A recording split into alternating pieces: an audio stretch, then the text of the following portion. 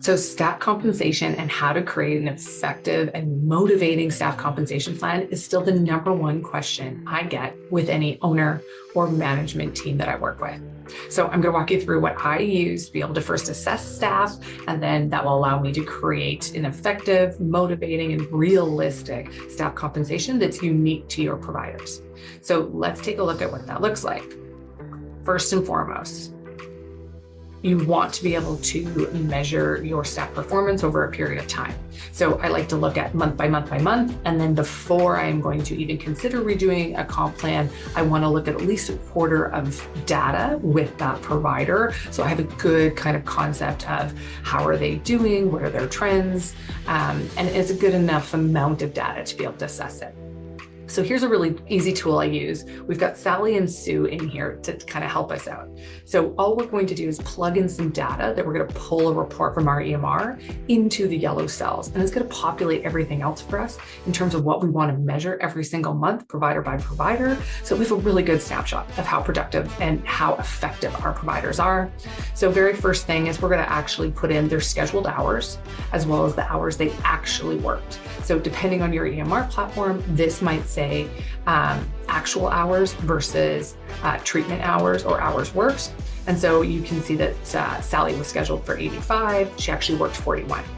And that populates a 48.20% utilization rate for us. Now, what does that mean? Well, it really depends. It depends on your structure. Depends if your staff has consistent days and times they work every single week.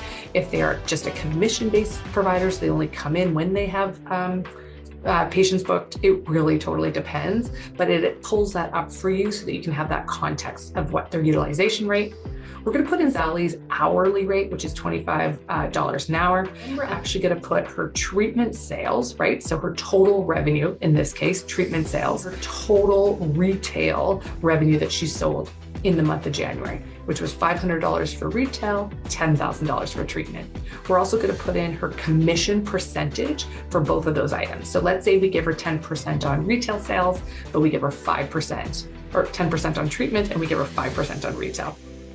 And then it's just going to populate what her commissions are. So she got $1,000 commission in the month of January from her service sales, and she got $25 in commission from her retail sales. Now, what did Sally make for the entire month, including her wage and her commission? $2,050. That was her employee cost in the month of January. Now, her cost per hour, though, was actually $50. So really interesting to note about Sally, she made $25 an hour, but including her commission and her hourly rate, when she asks you what she made in January, she made $50 an hour. That's what she made. And then how much did she generate every single hour she worked in the clinic? And it would be $256.10 every single hour. Now, the other kind of nice thing to see is after we paid Sally her $50 an hour, what did we take to as the clinic owner afterwards? And it was $206.10.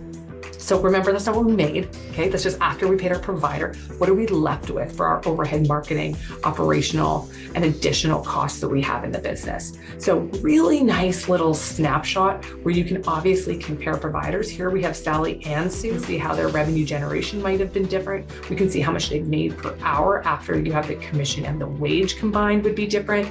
So it's really a great snapshot and a really quick assessment of how the month is.